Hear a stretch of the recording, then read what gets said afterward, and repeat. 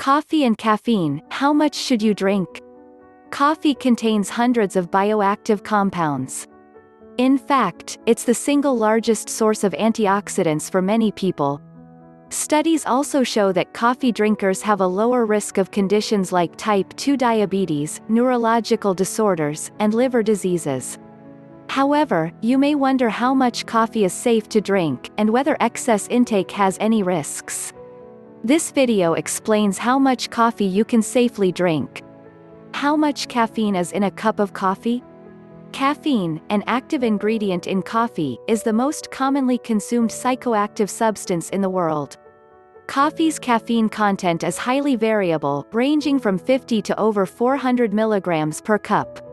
A small home-brewed cup of coffee could provide 50 milligrams, while a 16-ounce (475 ml) Starbucks Grande packs over 300 milligrams. As a general rule, you can assume that an average 8-ounce (240 ml) cup of coffee offers around 100 milligrams of caffeine.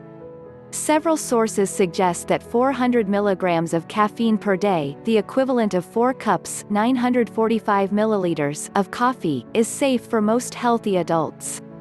However, many people drink much more than that without any issues.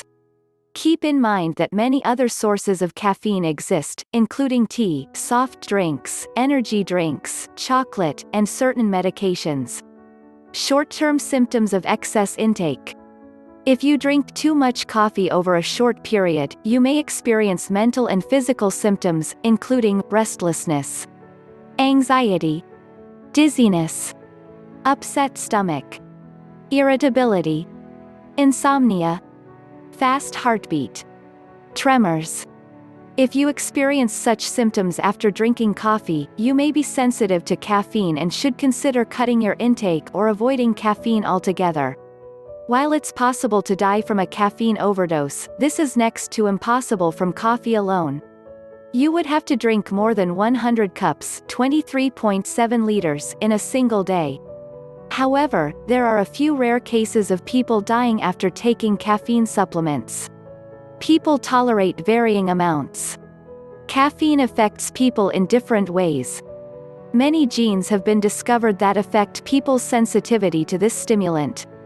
These genes affect the enzymes that break down caffeine in your liver, as well as receptors in your brain that are affected by caffeine. The effects of caffeine on sleep are also genetically determined. Some people can drink coffee and go to sleep immediately, while others are kept awake throughout the night. Depending on your genetic makeup, you may tolerate a lot of caffeine, or very little. Most people are somewhere in the middle. Your acquired tolerance is also very important. Those who drink coffee every day can tolerate much more than those who drink it rarely. It's also important to realize that medical conditions can affect sensitivity to caffeine. If you have anxiety, panic disorder, heart arrhythmia, high blood pressure, diabetes, or other medical conditions, you may tolerate less caffeine. If you want to know more about your tolerance, speak to your medical provider. Coffee and longevity. While high caffeine intake causes adverse side effects, coffee is associated with many health benefits. It has even been linked to increased longevity. In one study in 402,260 people ages 50 to 71, those who drank 4 to 5 cups of coffee per day had the lowest risk of death over the 12 to 13-year study period. 2 other reviews backed similar results. However, research is mixed. One recent study found that drinking 4 cups or more per day was linked to an increased, not decreased, risk of death in people under age 55. Note that these and most other studies don't specify whether cup refers to a standard 8-ounce (240 ml) cup or just a generic vessel that people may use to drink coffee, independent of volume. Nonetheless, variations in volume between differently sized coffee cups are generally not very great. Coffee and disease risk. Coffee has also been linked to a reduced risk of various illnesses, including type 2 diabetes. The more coffee people drink, the lower their risk of type 2 diabetes. One study found a 7% decrease for each daily cup. Liver cirrhosis. Drinking 4 cups or more of coffee daily brings the greatest reduction, up to 84%, in liver cirrhosis, a severe consequence of some liver diseases. Liver cancer. Your risk of liver cancer is reduced by 44% for every 2 cups daily. Alzheimer's disease. In one study, 3 to 5 cups per day were linked to a 65% decreased risk of Alzheimer's disease. Parkinson's disease. Coffee is associated with a reduced risk of Parkinson's, with the greatest reduction seen at 5 cups or more per day. Depression. Studies have shown that 4 cups or more of coffee per day are linked to a 20% lower risk of depression and a 53% lower risk of suicide. Thus, aiming for 4 to 5 cups of coffee per day seems optimal. As all of these studies were observational in nature, they cannot prove that coffee caused the reduction in disease, only that coffee drinkers were less likely to get these illnesses. Yet, these results are worth bearing in mind. In most cases, decaf coffee should have the same beneficial effects. An exception is for Parkinson's disease, which seems to be primarily affected by the caffeine. Caffeine during pregnancy. In pregnant women, caffeine can cross the placenta and reach the fetus. However, the fetus has problems metabolizing caffeine.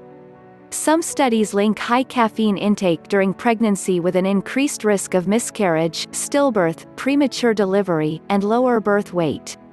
It is generally recommended that pregnant women limit their intake to 100 to 200 milligrams of caffeine per day, about 1 to 2 cups, 240 to 475 milliliters, of coffee.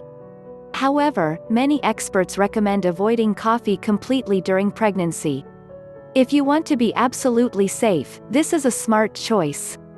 Recommended intake. Evidence indicates that 4 to 5 cups of coffee per day may be the optimal amount.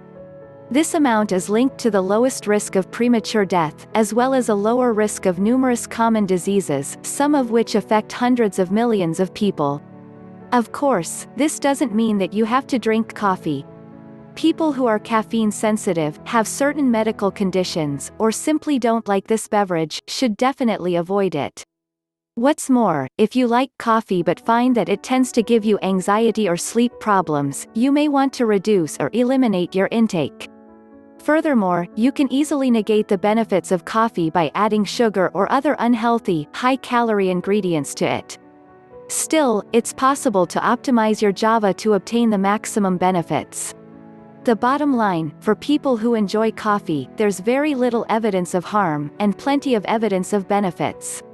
While 4 to 5 cups per day may be optimal, many people can tolerate more than that without any problems. If you like drinking a lot of coffee and don't experience side effects, there's no reason to stop drinking it. Discover the best weight loss program, the safest for your health. Click on the link in the description.